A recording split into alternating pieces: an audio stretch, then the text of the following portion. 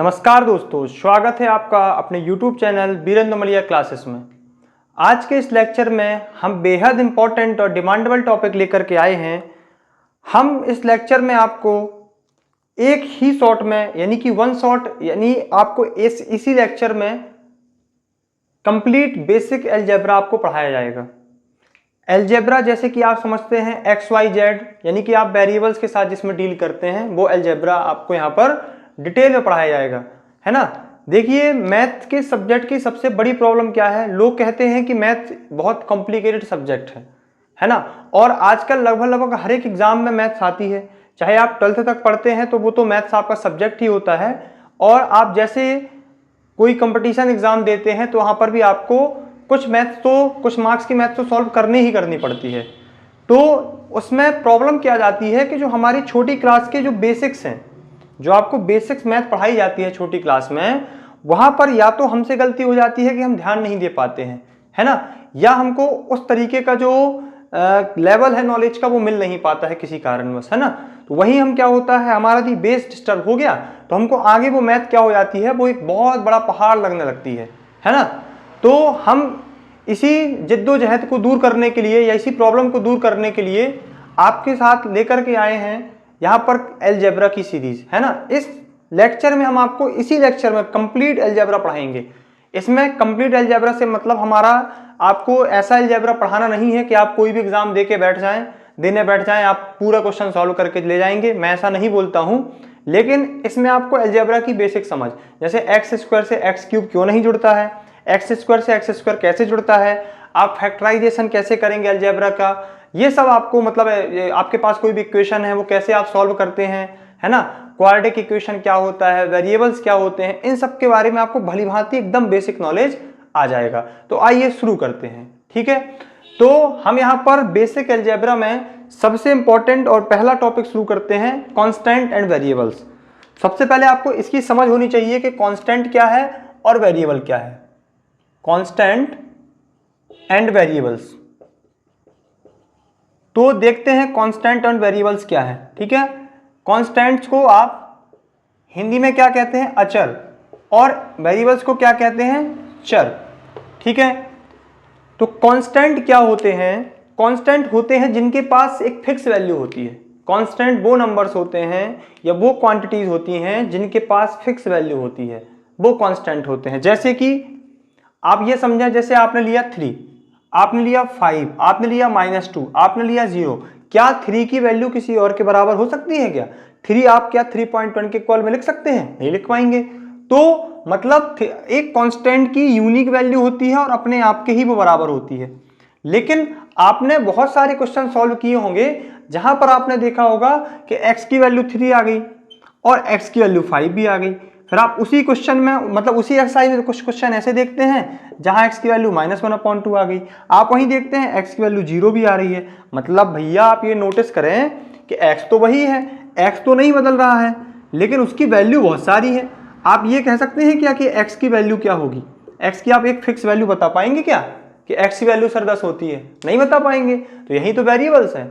Variables क्या होते हैं, ऐसी क्वांटिटीज जिनके पास कोई भी फिक्स वैल्यू नहीं होती है, वो होल्ड्स करते हैं वेरियस वैल्यू को। मतलब जो चर होते हैं उनके कई सारे मान संभव होते हैं, जबकि जो अचर होते हैं उनका एक और मतलब one and only one value यानी एक ही मान संभव होता है। जैसे आप 3 है ना, तो 3 ही कहलाएगा, 3 के बराबर ही रहेगा, बाकी आप कोई और नंबर 3 को इक्वेट नहीं कर सकता है। ये होते हैं चर और अचर यानी कि कांस्टेंट एंड वेरिएबल्स, ठीक है। इसके बाद हम देखते हैं, आपने यहां पर क्या पढ़ा, कांस्टेंट और वेरिएबल। इसके बाद एक इंपॉर्टेंट टर्म्स आता है अलजेब्रिक एक्सप्रेशन। क्या पढ़ना है हमें यहां पर, अलजेब्रिक एक्सप्रेशन। तो अलजेब्रिक एक्सप्रेशन क्या होता है, अलजेब्रिक एक्सप्रेशन, अलजेब्रिक एक्सप्रेशन, ठीक है। तो अलजेब्रिक एक्सप्रेशन जो होता है इसमें क्या पढ़ेंगे हम, जो आप कांस्टेंट और वेरिएबल मिला देते हैं ना, कांस्टेंट और वेरिएबल्स के बीच में ऑपरेशन कराया जाए। ऑपरेशन जब बोले ना तो आप ये 4 टर्म्स ही समझना। आप ऑपरेशन का मतलब होता है, क्या होता है मैथ में ऑपरेशन का मतलब, प्लस माइनस मल्टी और divide, plus minus multi divide, ये ऑपरेशन होते हैं। तो जब हम वेरिएबल और कांस्टेंट के बीच में ऑपरेशन कराते हैं तो हमें जो मिलता है ना उसको बोलते हैं अलजेब्रिक एक्सप्रेशन। जैसे कि मान लीजिए आपने लिखा एक्स स्क्वायर प्लस 2x, ये क्या है? Algebraic expression. आपने लिया x, ये क्या है? Algebraic expression. आपने लिया वाई स्क्वायर माइनस 3/2, ये क्या है? Algebraic expression. आपने लिया y की पावर 1/2 x की पावर 3/2 प्लस y, आप इसको लिखते हैं y की पावर माइनस 1/2, ऐसे कुछ आपने लिखा इसको। ये सब मतलब आप जो भी आप सॉल्व करते हैं वो क्या होता है? Algebraic expression. मतलब अलजेब्रिक एक्सप्रेशन की कोई कंडीशन नहीं होती है कि आप एक्स वाई जेड को किसी भी तरीके से आप लिख दें, वो अलजेब्रिक एक्सप्रेशन कहलाएगा। ठीक है, फिर अब देखा हमने यहाँ पर अलजेब्रिक एक्सप्रेशन के बारे में। तो अलजेब्रिक एक्सप्रेशन आप समझ गए ना, कांस्टेंट और वेरिएबल का जो कॉम्बिनेशन होता है वो अलजेब्रिक एक्सप्रेशन होता है। क्या? कांस्टेंट और वेरिएबल का कॉम्बिनेशन अलजेब्रिक एक्सप्रेशन कहलाता है। अब हम आपको क्या बताएंगे, इनका प्लस कैसे होता है। ये तो आप जानते हैं ना, अभी हमने पीछे लिखा जो अलजेब्रिक एक्सप्रेशन क्या है, जैसे x plus Y plus Z क्या है? एक अलजेब्रिक एक्सप्रेशन है। अब इनको जोड़ते कैसे हैं, इनको घटाते कैसे हैं, इनका मल्टीप्लाई कैसे किया जाता है, इनका डिवाइड कैसे किया जाता है। ठीक है, यदि आपको बेसिक अंडरस्टैंडिंग है, आ गई आपको, बस आप अलजेब्रा में कभी डाउट नहीं आएगा आपको बिल्कुल भी। ठीक है, तो आइए देखते हैं। तो हम सबसे पहले पढ़ते हैं सम ऑफ या addition of algebraic expression, addition of algebraic expression, इसका हम एडिशन पढ़ना है। तो आप क्या समझे, सबसे पहले देखिए, अभी हमने आपको अलजेब्रिक एक्सप्रेशन बताया ना, क्या बताया हमने आपको? अलजेब्रिक एक्सप्रेशन बताया ना। तो इसमें आपको एक चीज ध्यान रखनी है, कॉन्सेप्ट याद रखना है। जैसे ही हम लिखते हैं क्या, 3x square 2y plus 3/2z, मान लो हमने ये लिखा, तो ये मतलब क्या है? एक अलजेब्रिक एक्सप्रेशन है। तो इसमें देखिए ये जो होते हैं ना, ये यहाँ पर ये एक्स स्क्वायर वाई और जेड, ये क्या है? हमने ग्रीन को किससे प्रेफरेंस किया है? आप ग्रीन क्या समझेंगे ग्रीन से? ये वेरिएबल्स हैं। लेकिन जो आप यहाँ पर है ना, आप ये देखें जो हमने यहाँ पर नंबर्स हैं जिनको हम ब्लैक साइन से अंडरलाइन कर रहे हैं ब्लैक मार्कर से, ये क्या है? ये कोएफिशिएंट कहलाते हैं। क्या कहलाते हैं? कोएफिशिएंट कहलाते हैं, कोएफिशिएंट कहलाते हैं। ठीक है, समझ गए? और इनकी जो ये ऊपर लगी है इसको पावर बोलते हैं। ये इसकी 1 है पावर, इसकी 1 है पावर, इसकी 2 है पावर। ठीक है, तो ये जो साथ में लगे हैं ये कोएफिशिएंट है, जो आगे नंबर्स रहते हैं।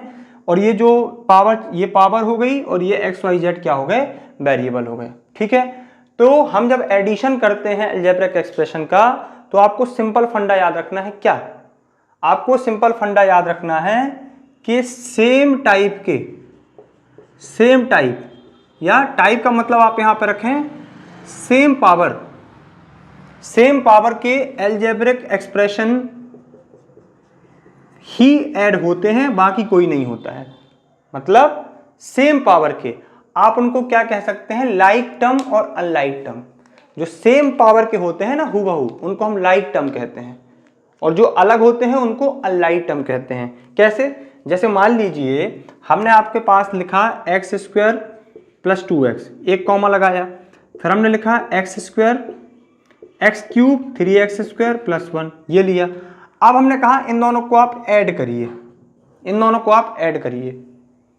तो यहां पर आप देखें ये एक्स स्क्वायर है ना, ये एक्स स्क्वायर। तो एक्स स्क्वायर के जैसा कौन है यहां पर जिसकी पावर 2 हो? ये तो ये दोनों क्या कहलाएंगे? ये दोनों कहलाएंगे लाइक टर्म। क्या कहलाएंगे? Like term. एक जैसे हो जो बिल्कुल, जिनकी डिग्री सेम हो। कांस्टेंट से मतलब नहीं है, कोएफिशिएंट से, जिनकी डिग्री सेम हो।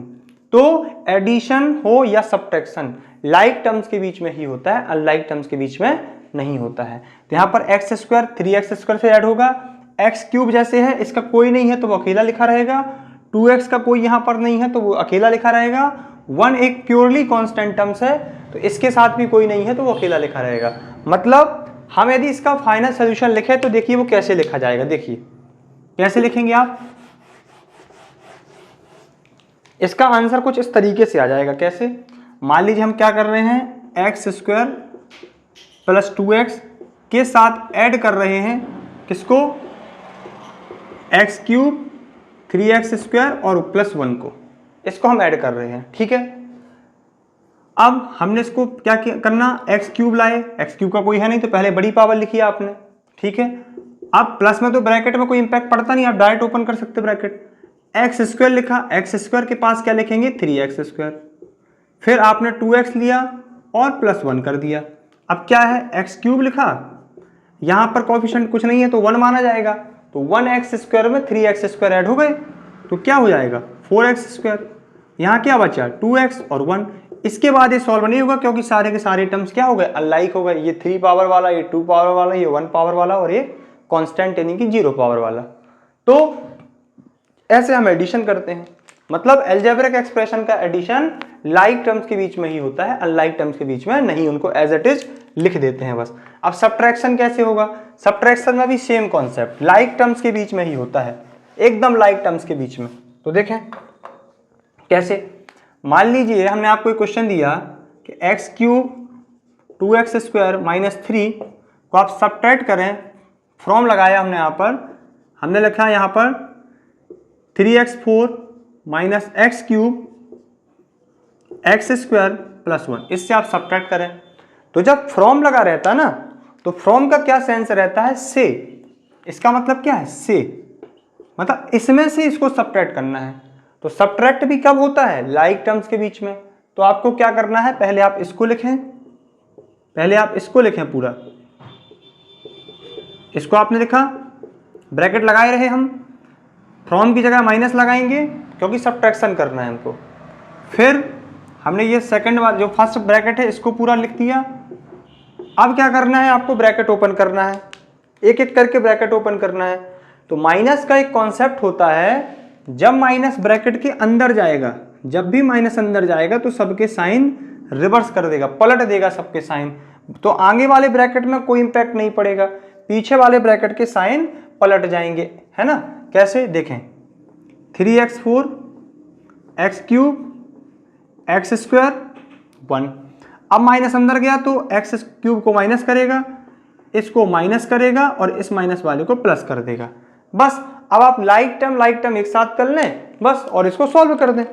अब ये नॉर्मल प्लस वाला केस बन गया। देखिए 3x4 है, आपने इसको एज इट इज लिखा, माइनस का एक्स क्यूब आप इसको साथ में ले आए, माइनस का एक्स क्यूब, फिर बचा एक्स स्क्वायर और माइनस का 2x स्क्वायर, इसको आप साथ में ले आए, 1 के साथ आप 3 को लिख दें और इसको आप सॉल्व कर दें। देखें 3x4 के पास कोई नहीं है, एज इट इज हमने लिख दिया, माइनस माइनस प्लस होता है, साइन माइनस का ही लगा रहता है, ठीक है। तो यहाँ पर क्या आ जाएगा, 2x क्यूब आ जाएगा। यहाँ 2x माइनस के माइनस प्लस माइनस होगा, यहाँ पर 1 है कोएफिशिएंट, तो बड़ी डिजिट किसकी है, माइनस की, तो माइनस लगेगा। 2 में से 1 जाएंगे तो 1x स्क्वायर, और 1 और 3 क्या हो गए 4। इसके आगे सॉल्व नहीं होगा, ठीक है। ये हमारा फाइनल आंसर आ गया। मतलब हमें जब तक सॉल्व करना पड़ता है जब तक सारे के सारे टर्म्स अनलाइक टर्म्स ना हो जाए, मतलब उसके आगे वो सॉल्व ना हो। तो यहाँ पर हमने क्या देखा, अलजेब्रिक एक्सप्रेशन का सब्ट्रैक्शन कैसे होता है और एडिशन कैसे होता है। अब हम आते हैं अलजेब्रिक एक्सप्रेशन के मल्टीप्लिकेशन में, अलजेब्रिक एक्सप्रेशन के मल्टीप्लिकेशन में, और फिर हम पढ़ेंगे अलजेब्रिक एक्सप्रेशन का डिवाइड। तो देखें हमें क्या पढ़ना है, प्रोडक्ट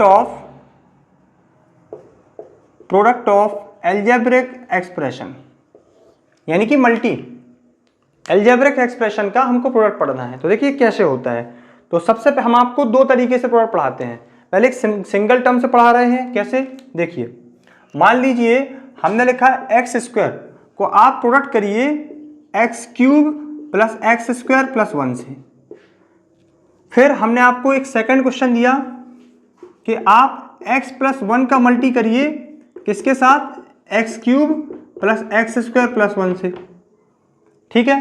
फिर हमने थर्ड क्वेश्चन आपको दिया कि आप x square plus x plus 1 का मल्टी करिए x square minus x plus 3 से। ये 3 क्वेश्चन दिए। तो आप इन तीनों में डिफरेंस देख पा रहे होंगे।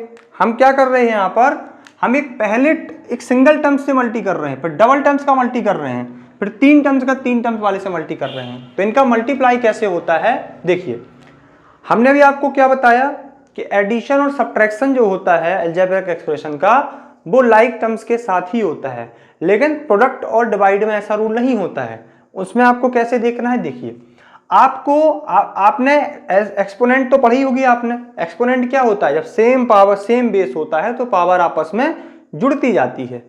यही रूल्स यहां पर अप्लाई होना है। कैसे? देखिए, अब एक्स स्क्वायर क्या करेगा? इसके पास जाएगा, फिर ये इसके पास जाएगा, फिर ये इसके पास जाएगा। तो क्या लिखेंगे हम? देखें, x square multiply x cube, फिर ये बीच का प्लस लगेगा, फिर x square multiply x square, फिर प्लस लगेगा एक्स स्क्वायर मल्टीप्लाई 1। ठीक है, बेस सेम है, मल्टी का साइन है, पावर ऐड हो जाएंगी 2 और 3 5। बेस सेम है, मल्टी का साइन है, पावर ऐड हो जाएंगी। यहाँ 1 से तो कोई इंपैक्ट पड़ना ही नहीं है। ये आंसर निकल आया।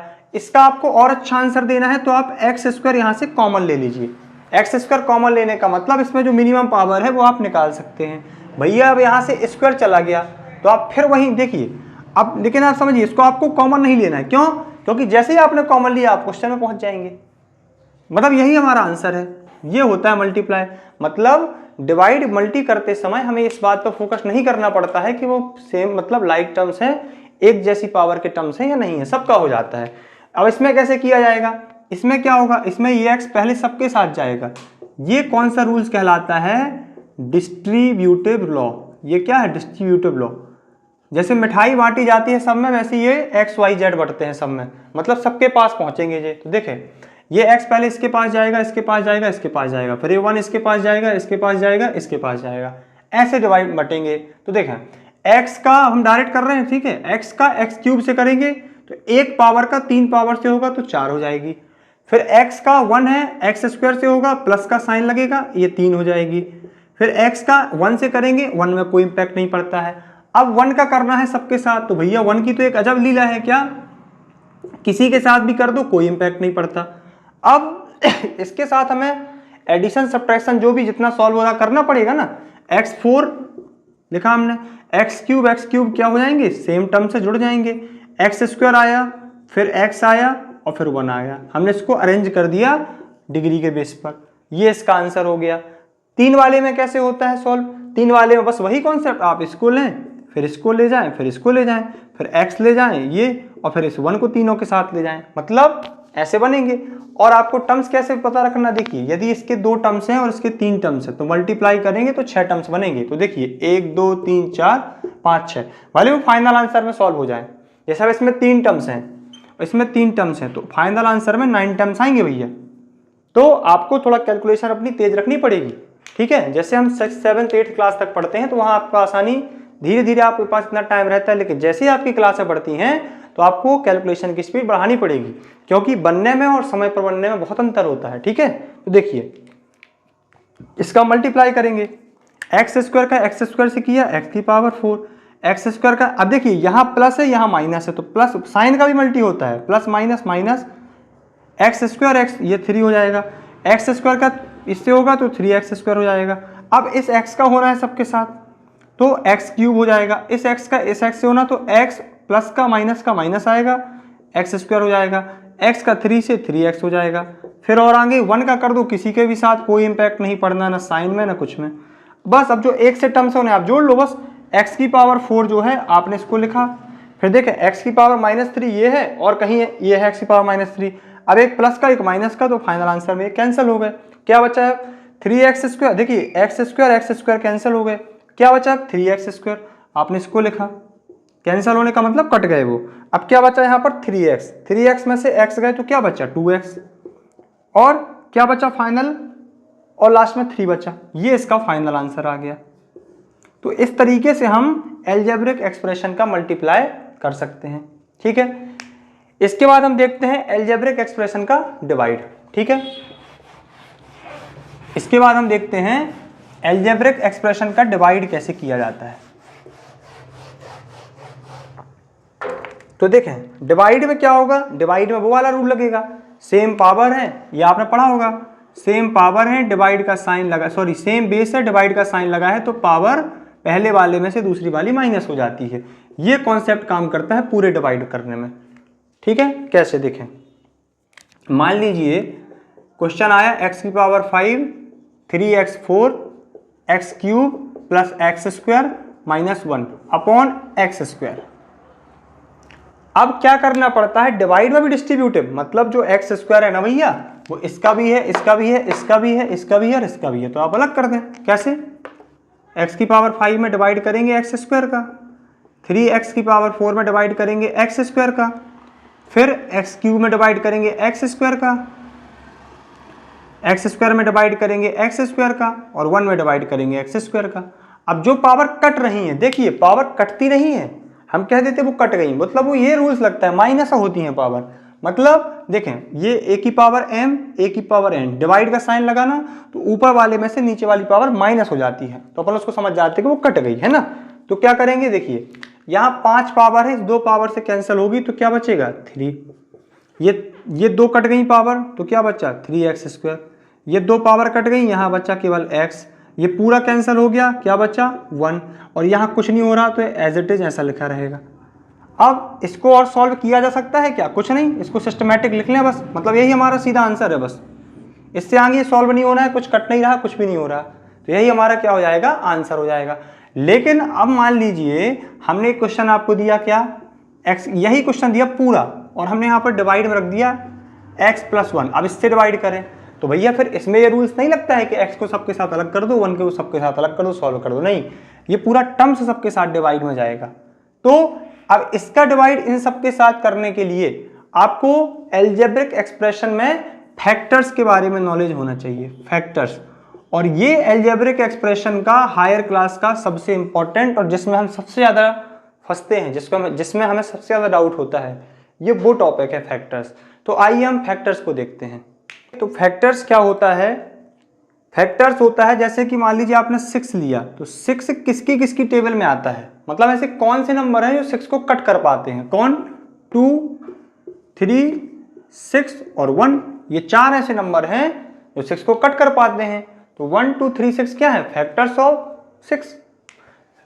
ऐसे ही अलजेब्रा में भी अलजेब्रिक एक्सप्रेशन के जो हैं फैक्टर्स होते हैं। कैसे, देखें, मान लीजिए आपके पास एक टर्म्स आता है एक्स क्यूब, तो भैया ये एक्स क्यूब कैसे निकल के आया, ऐसे निकला होगा ना वो, x into x into x, तो ये इसका क्या कहलाता है, फैक्टराइजेशन। ये क्या कहलाता है, फैक्टराइजेशन, ये फैक्टराइजेशन कहलाया, मतलब ये ऐसे निकल के आया। मान लीजिए आपके पास ऐसे क्वेश्चन आपने देखे होंगे, ऐसे ब्रैकेट लिखे देखे होंगे, x+4 x+3, यदि हम इसको सॉल्व कर दें, जैसे अभी पीछे पढ़ के आए हैं, क्या x का x से किया तो x स्क्वायर, x का 3 से किया तो 3x, x का 4 से किया तो 4x, और 4 का 3 से किया तो 12, और फाइनल आंसर बना हमारा x² + 7x + 12, ये हमारा आंसर बना। तो ये आंसर आया कैसे, x+4 और x+3 के मल्टी से, तो ये इसका फैक्टर हुए, x+4 और x+3 के मल्टी से आया है ना भैया। जैसे मान लीजिए 12 आया 6 और 2 के मल्टी से, तो 6 इज क्या है, ऑलरेडी फैक्टर है 12 का, और 2 ऑलरेडी फैक्टर है 12 का। ऐसे ही ये इसके क्या हो गए, फैक्टर्स हो गए।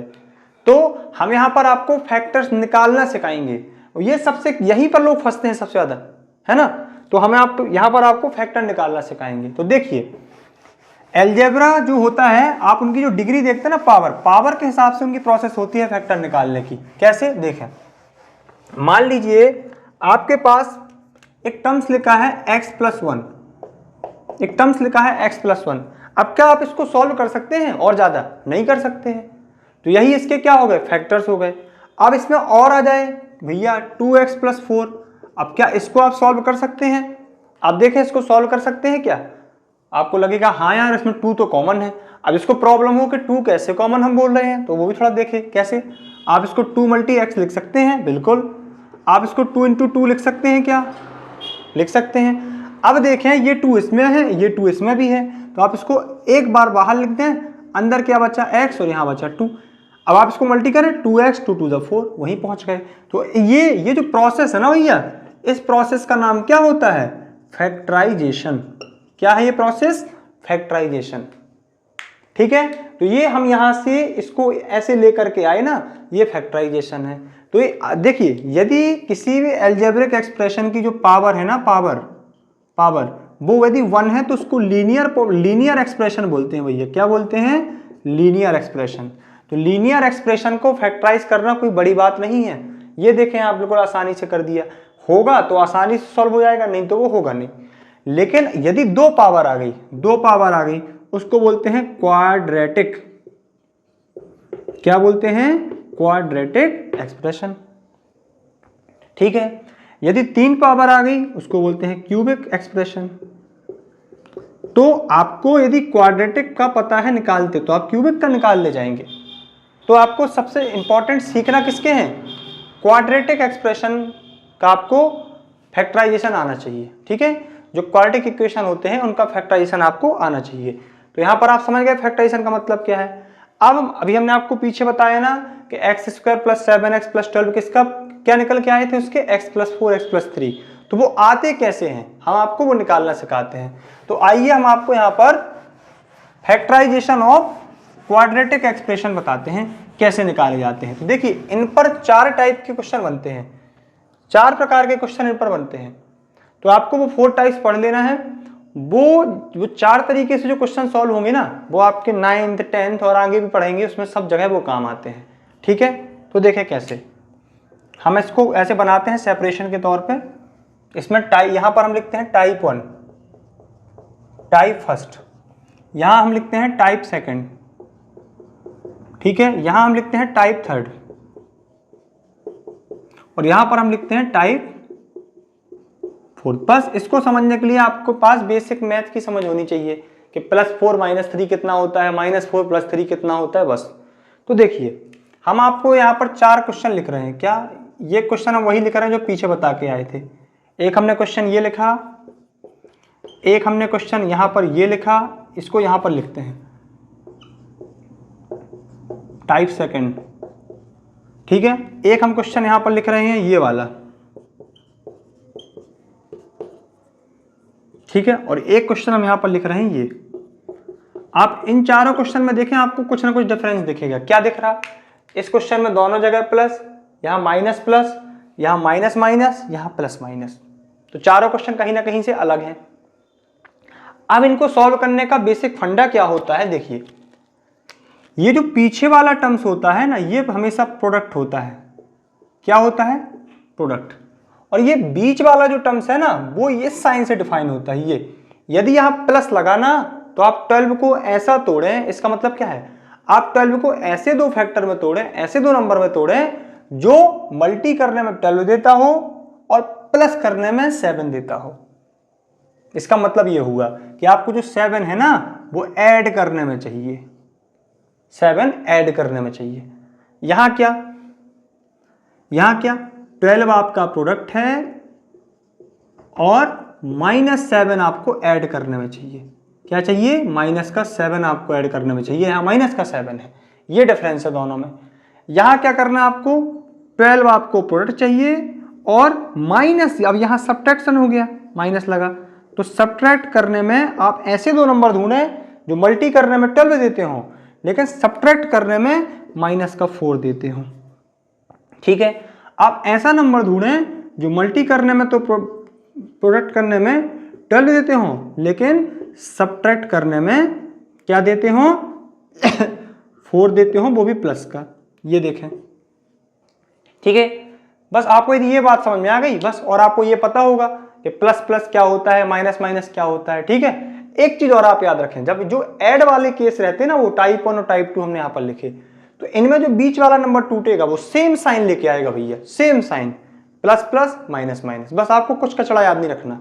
और इसमें जहां पीछे सब्ट्रैक्शन लगा तो यहाँ पर अपोजिट साइन लाएगा। क्यों? क्योंकि अपोजिट साइन का ही तो प्लस माइनस होता है, प्लस माइनस हमेशा अपोजिट साइन का होता है, मतलब सॉरी वो सब्ट्रैक्शन। ठीक है, तो आपको देखिए हम यहाँ क्वेश्चन बताते हैं और भी क्वेश्चन की प्रैक्टिस कराते हैं। तो देखिए क्या लिखा है 12, तो 6 × 2 = 12, 6 × 2 = 12 हो रहा है यहाँ पर, हो रहा। लेकिन क्या 6 और 2 8 हो रहे? नहीं। 7 हो रहे? क्या नहीं हो रहे, मतलब ये तो नहीं चलेगा भैया। और 2 कहाँ आता है? 2 6 जा आता है, ये भी नहीं चलेगा भैया। 4 × 3 = 12, देखें आप यहाँ पर 4 × 3 = 12 और 4 और 3 7 हो गए।